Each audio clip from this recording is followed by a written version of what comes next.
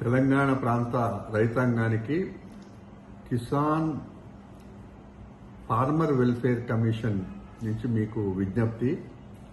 తెలంగాణ రాష్ట్రంలో మనము ఈరోజు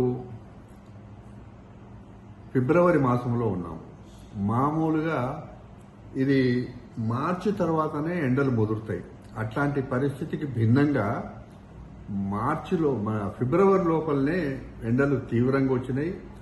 ఎక్కడ పడితే అక్కడ పంటలు ఎండిపోతున్నట్టుగా, రైతులు పెట్టుబడి పెట్టి పాపం ఇబ్బంది పడుతున్నట్టుగా, కొందరైతే ఇంకా ఒక అడుగు ముందుకేసి చాలా మానసికంగా ఇబ్బంది పడుతున్నట్టుగా మా కమిషన్ దృష్టికి వచ్చింది. రైతాంగంతో ఒకటే మనవి, ఎప్పుడు కూడా ప్రకృతి ఒక రకంగా ఉండదు. ఒక్కసారి తెలంగాణ రాష్ట్రం ఏర్పడ్డ తర్వాత తెలంగాణలో బాగా ఎక్కువ వర్షాలు పడ్డ రోజులు చూస్తే 13.89 మిల్లీమీటర్లు 2022-23లో పడ్డాయి. అదేవిధంగా గ్రౌండ్ వాటర్ కూడా 13.42 మిల్లీమీటర్లు, అంటే ఎప్పుడు బాగా గ్రౌండ్ వాటర్ కానీ వర్షపాతం కానీ 2022-23, దాని తర్వాత ఇప్పుడు చూస్తే గ్రౌండ్ వాటర్ విపరీతంగా పడిపోయింది. బోర్లకు నీళ్లు అందే పరిస్థితి లేదు.